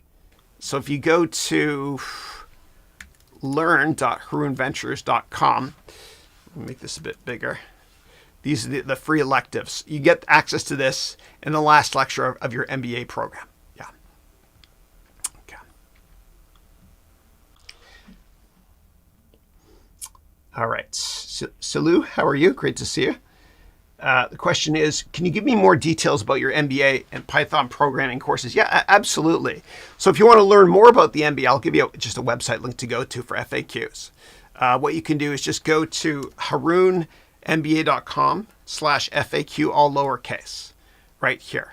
And then in the bottom right-hand corner, you can ask, there's a chat bot that is powered by ChatGPT. I uploaded 11 million characters of data from my MBA program, etc. Ask any questions there if you want to. And here is the outline here. Silver, you can start today. It's like Netflix. You have access forever. Here's gold and here's platinum. And the next gold and platinum class starts on January 29th. You can check it out here if you want. Yeah, thanks. Okay.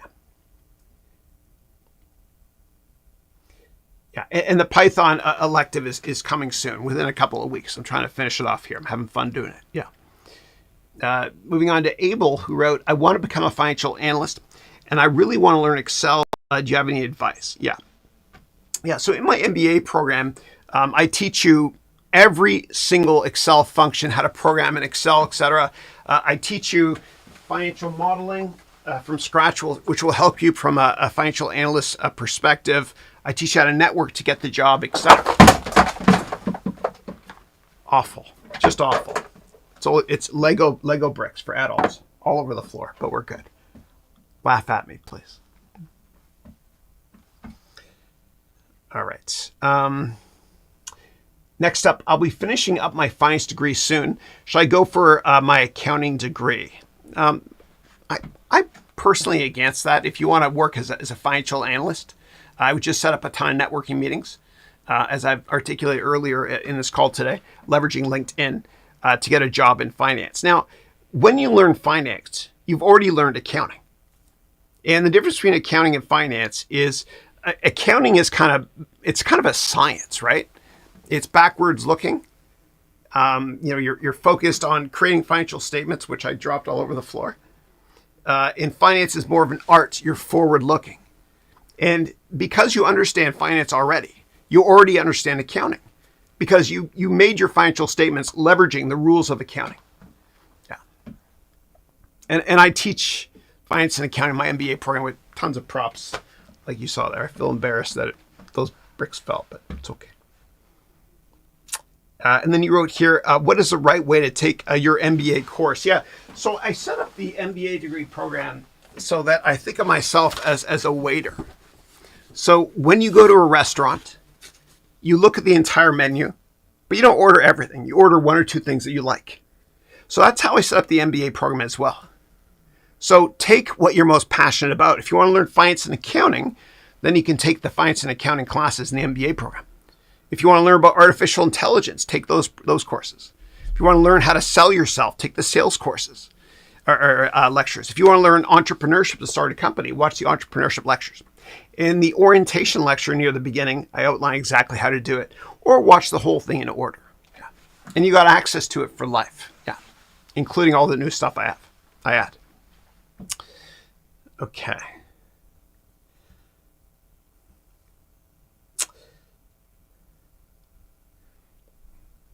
All right. And then Tom wrote, I just bought your Intro to Finance course on Udemy. Thank you. I had so much fun making that one too. Yeah. You wrote, and just so happened to come across your weekly office hours. Love your engaging style. Motivates me to be in that 13% of people who finish a course. Thank you. I appreciate that. Thank you. Thank you. And then Renvir wrote, Chris, I'll be attending the golf competition we talked about. As a 20-year-old, how do you think I should introduce myself to CEOs of banks in Mauritius? Yeah, I remember we talked about this a while ago. When I was younger, I used to caddy for like $5 an hour.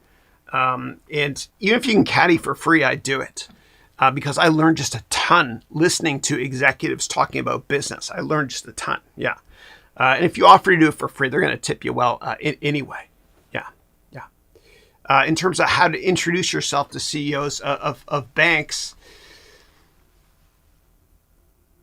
I would differentiate yourself in terms of you're passionate about social media, you're passionate about AI, etc., and get them to kind of be interested in you because you have a different perspective. You understand your generation. You understand how to network to your generation as well. Also, I know you're very passionate about finance. You're very articulate, even when it comes to options. We talked about this a lot in the past. So I would talk to them about business in general, about the markets if you want to, and just ask them about their career. Ask them, how did they get into banking? You know, what are 3 important lessons they learned that they wish they could have given themselves in hindsight 20 years ago? People love talking about themselves. Yeah. And then don't forget to connect with them on LinkedIn after you caddy for them, for example. And you can include a simplistic note in an email like this. For example, Mary, it was a pleasure meeting you today. I enjoyed our conversation. Thanks. And connect with them. And then follow up a month or 2 later to see if you can get a coffee meeting with them. And then once you get that coffee meeting, you can ask them for a job. Yeah. Or ask them for just advice on how to get into the finance sector. Yeah. Okay. Next up, Zeno wrote, do you think it's needed to graduate from a high school and college like Harvard to become an investment banker? I'm so sorry, I misread that. Or is it possible to work as an investment banker from any regular college? You don't have to go to those schools. For example, I have a student from my Platinum program from last year. And halfway through the Platinum MBA program, he got a job offer from Goldman Sachs in investment banking at the associate level. And he started with Harvard Business School students as well. How did he do it? A lot of it was networking. You know, humbly, my philosophy works. I promise you. Yeah. You don't need to go to these elite schools to get in. Yeah.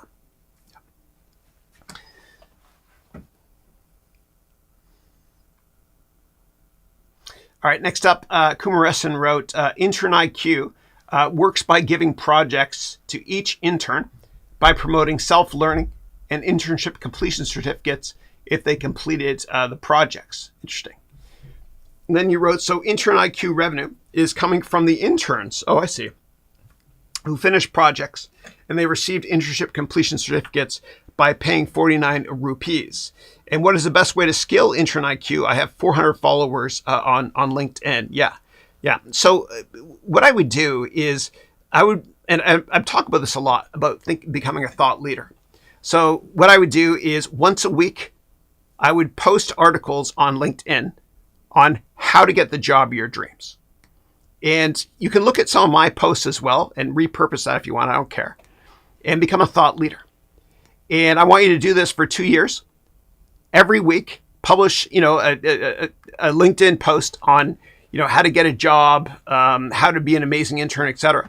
And then after 2 years, I want you to throw it together into a book and repurpose it. That's exactly what I did. And you can use my book template for free. And I don't ask for your email or anything.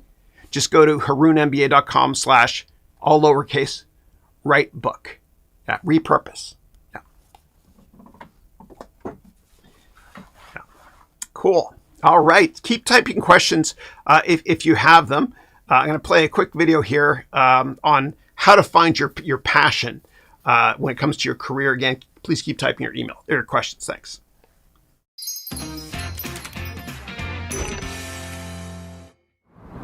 You already have everything that you need to build something bigger than yourself. That's a great quote from Seth Godin. So in your life, you're going to wear many, many hats, and you're going to keep searching for happiness. You're going to go from career to career, job to job, until you find your purpose.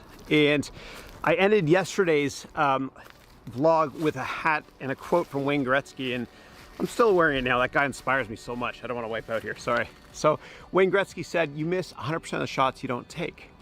And so keep searching, keep searching. Nowadays, people don't have lifetime employment. Nobody knows what a pension is anymore. Nobody's loyal to one employer. You gotta be loyal to your family first and yourself second. And keep searching until you'll wake up one day and you'll realize you found your purpose and your passion in life. But you're gonna wear many hats. Okay, so don't forget to take every shot that you can, because most people fail in business many times and they keep trying and eventually they become incredibly successful. All right, so a lot of people say, I'm too young to start my own company. Well, the creative genius of the Beatles was that not only did they create so much amazing content in a short amount of time, they did it in their 20s. And I think that a lot of the best creative works in music and art and business come from people in their 20s because they haven't been told how to think yet by big companies. There are a lot of venture capitalists like Peter Thiel that'll never hire anybody with an MBA because he wants fresh approaches. In their 20s, the Beatles wrote all this incredible stuff. And anybody that thinks that they have to wait until later in life to be successful has got another thing coming. You got to start today. So some people might say, well, I'm too old. That's not true. The average age of somebody starting a company in the United States now is over 50. And you don't want to get to the end of your life and on your I don't want to say your deathbed, but in your near resting place, think about your bucket list. What could you have done in your life? Do it now. Do it now. Start today. And you can start a company now with basically no money. And the way to do it is online. And I started lots of companies in the past, and I failed a lot, and I've done okay as well. The best companies are the ones where you're selling a service and there's no inventory. Like teaching online, for example. Or go to fiverr.com. I'll put it here in a lower third. That's fiverr.com. And see if you can sell your services to others. I have the people that make the covers of my books in different countries all over the world. I hire people all over the world through Fiverr and other online services. So keep looking, and don't wait till you're much older to focus on your bucket list. Don't have regrets when you're older. Do what you love doing. And I love sports. And When I was a kid, I loved sports even more because I didn't realize that baseball, where I grew up in Toronto, represent, I didn't realize that baseball or sports was a business when I was a kid. I loved it. I absolutely loved it. And when I look at the greatest athletes on the planet, they don't have a job, they have a passion. You know, they don't get up and say, oh, I have to go to work today and run on the field and get paid a lot of money, whatever. And it's not just about the money from them, okay? It's about doing something they love doing, okay? And the same thing with musicians, like the Beatles and other great musicians. They love what they do. They don't have a job, they have a passion. And that's how I want you to think about it as well. You know, here's another way to talk about it if you're searching for your passion. Who's a rock star to you in business? Is it Sir Richard Branson? Is it J.K. Rowling? Who is it? Think of who the rock star is to you and find out how they got to where they are in life. Read their biography or watch YouTube videos on them and follow their path. And I promise you, they all have one thing in common, which is the belief that anything is possible. They had everything they need in their life to start their company right away. Doesn't matter how old you are or how young you are. So it's really, really easy nowadays to start any company. And people might say, well, it's not fair, I live in this country, or I don't have an education, etc. If you have a browser and a computer or a mobile phone, that's enough to start a company. You know, just keep trying over and over and over again until something sticks to the wall. Keep trying, don't give up. And if I told you that if you tried 30 times in a row and failed 29 times, if on the 30th time you'd be incredibly successful and reinvent an industry and inspire billions of people, would you do it? Of course you would. The big issue is, do you have what it takes to fail over and over and over again and not care what people think? Okay, and that's Michael Jordan said, I failed over and over and over again, and that is why I succeed. And that's a beautiful thing. You're gonna wear lots of hats in life. I want you to keep searching, keep trying things until something works out. And I don't want you to care what people think about you. You shouldn't care at all. I mean, the best, let me put this down here. Sorry for the shaky camera. The best entrepreneurs on the planet, they don't care what people say about them. You know, they were laughed at for years. Laughed at. They were ridiculed. You shouldn't care what anybody thinks. Anybody thinks about your business model or the way you look and appear. I'm doing this for the whole world right now. I don't care if people laugh at me. Bonus marks to somebody that tells me what movie is this from and who the actor was. He's a great Canadian, represent again. So let's continue on this journey together, okay? You're gonna wear many hats, and the second you care about what other people think of you, then you'll always be their prisoner, right? So look at me, I'm an idiot here. I don't care what people think. And you gotta be the same way as well. And the best entrepreneurs are like that. You know, they don't care. Steve Jobs used to show up to work every day wearing the same clothes he wore every day. Now, I don't advise doing that, but it was so bad that I think it was at Atari or Activision, they made him work the night shift for a while. He didn't care. They don't care. You know, they march the beat of their own drum. They don't have to be part of a club. They're entrepreneurs, they're disruptors. And I want you to be the same way as well. All right, this is the hard part. I'm gonna rest for a second here with you. It's an uphill battle, and I'm gonna go up a pretty steep hill here, and you can hear I'm tired. I should exercise more, I get it, I know. But do you ever come up with a goal and it's so ambitious? It's such an incredibly ambitious goal. And when you first start out with this goal, you can see the mountain. You can see the top of the mountain, there it is. And then you start embarking upon this journey and you zigzag, you go this way and that. And after a while, you get really, really discouraged. And what happens is you can't see the top of the mountain anymore. You can't. You know why? Because you're halfway up the mountain and you're getting closer to your goal. So what should you focus on? Well, focus on what makes you happiest in life, okay? And try not to get injured like I might here, but I don't care, I just want to help you. Humbly. Oops. There we go. I am not editing that. So do what you want to do. Build your future. Do whatever makes you happiest in life. You know, you only got one life to live. Mark Twain had this great quote, and I know I've said it before, but I have to say it again. The two most important days in your life are number one, the day you're born, and number two, the day you find out why. So start building your dreams starting today. And when I get up there, I'm gonna take off Marty McFly's jacket here.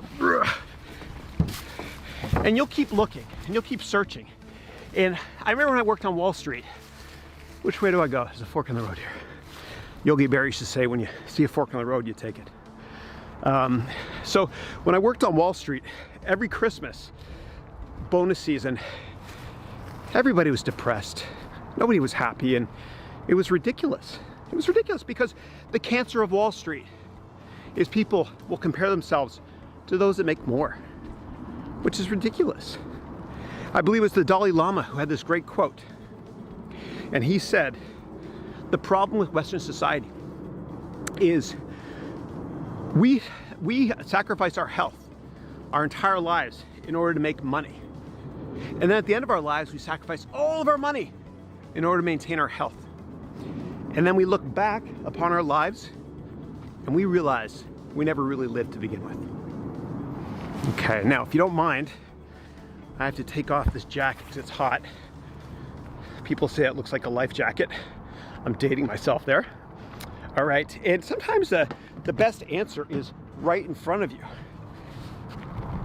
At home, you have a wonderful family, friends that love you, people that love you for who you are. Sometimes you don't realize it, but you're the richest person in the world. It's not about monetary assets. It's about loving yourself and loving your family and giving back to make the world a better place. So regardless of which hats you wear in your life to find true happiness, know that happiness is in your heart and at home, regardless of which hats you wear along your uphill journey. Thank you very much. I'll see you mañana. Please click like if you want to, and please subscribe. Thanks. All right, so clearly the theme today is back to the future. All right, so Ralph wrote here, Chris, I'm unable to connect with you, please. Yeah, the best way is through this weekly call or my MBA programs. Yeah, thank you. Yeah, you can always ask me questions here. I'm always here to help you. I'm not going anywhere. Yeah, I'll be here every single week forever, between 8 a.m. and 10 a.m. Pacific time, every Thursday, except on Christmas Day. And except when GTA 6 comes out, you won't see me for a month. Yeah, 2025. All right. And then Mujib wrote, hey, Chris, I learned a lot from you in the past few years. Thank you. When one teaches, two learn. You wrote, is there any difference between Udemy MBA and Silver MBA? Thank you. Wish you all the best. Yeah. So I have a course on Udemy called an entire MBA one course, which is 7.5 hours. Whereas my Silver MBA degree program is actually, it's hundreds and hundreds of hours. Plus you get free electives, one-on-one time or in-person meetings with me in using Zoom as well. Every year what I do is I have a graduation event as well here in the Bay Area for gold and platinum members. Yeah. And then Abel, and I got to wrap this up in a second, guys. Abel wrote, hey, Chris, let's say you're in your 20s and you want to network. What are the top 10 questions you will ask the person that you're networking with? Yeah. Whew. So the first couple of questions should be something along the lines of what you're both passionate about, right? You want to bond before business. And as I mentioned earlier, you can go to their LinkedIn profile or their X profile, Twitter, or their Insta profile to see who they follow and just talk about what you have in common. Other questions you can ask are, what is a day in the life like in the company that they work at? Another question you can ask them is this, similar to one you asked me. You could say, if you could give yourself 3 pieces of advice in hindsight when you were younger, what would that be and why? Yeah. And if you're meeting with a senior executive like a CEO, they love this question. What is the most misunderstood aspect of your business model by customers and investors? Oh, they'll love that one. Yeah. Yeah. So those are just some questions you can ask about. What you can also do is do research on the company in terms of the corporate culture and ask questions that show that you actually did research. And you could start questions with, I was reading the annual report and I discovered that yada, yada, yada. Or if you're interviewing with Goldman Sachs, for example. So Goldman Sachs has 14 business principles, right? And I used to work at Goldman. 14 Goldman principles. And this is their corporate culture. And you can go through these and just ask questions about this. John Whitehead created these, yeah. Here's the 14 principles. And every company has got their own corporate culture as well. You can ask about this, corporate culture, etc. Yeah. Yeah, so those are just some ideas. If you tell me the name of the company that you're going to be interviewing with, I can give you my thoughts in real time on what questions to ask. Yeah, just remember to bond first. Okay, Ralph wrote, I'm unable to access my MBA program. Yeah, so what you can do is you can email support@harounventures.com and we'll get back to you with that. Yeah, cool. Awesome. Well, this was fun. So for those of you in my silver MBA program, I'll see you at 10 a.m. today, 10 a.m. Pacific time in a couple of minutes for our weekly 1-hour Zoom call. God bless you all. Thank you for this week. I'll see you next week and every week, except when GTA 6 comes out. I'll be gone for a month. Please click like and subscribe, and I'll see you all soon. Thank you.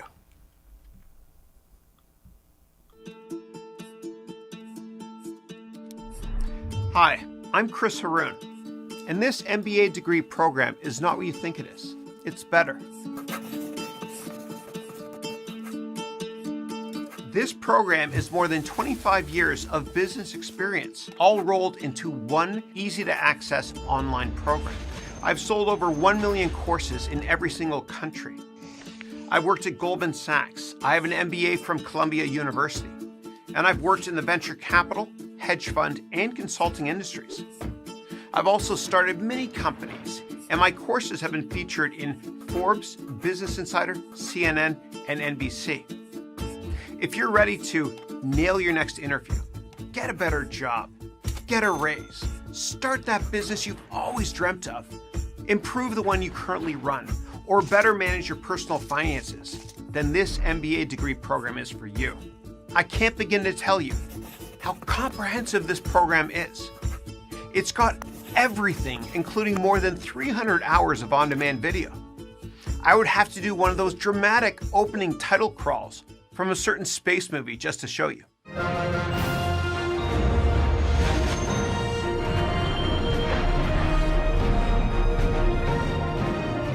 And check out all the amazing reviews from students who have already enrolled in this MBA degree program.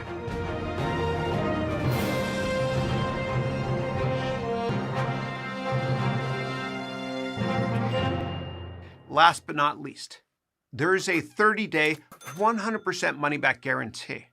And because you can access this program from any device, meaning a desktop computer or a laptop computer or a tablet or even your smartphone, it means you can comfortably fit it into your schedule. Even if you work full-time, it's no problem. So if you're ready to unlock the key to your potential, then I'll see you in class.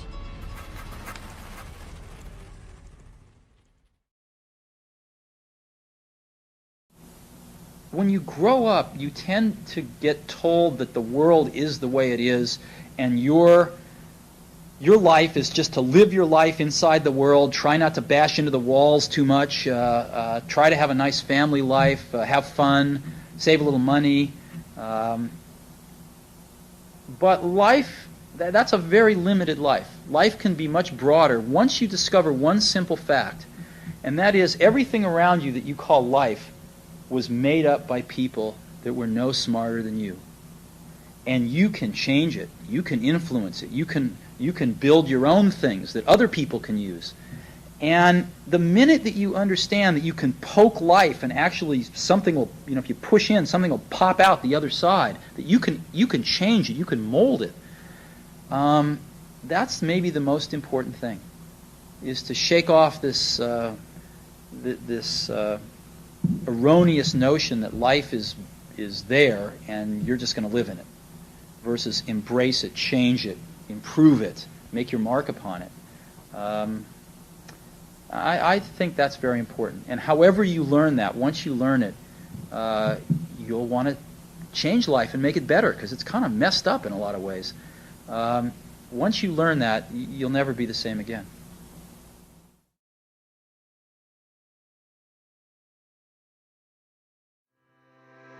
you.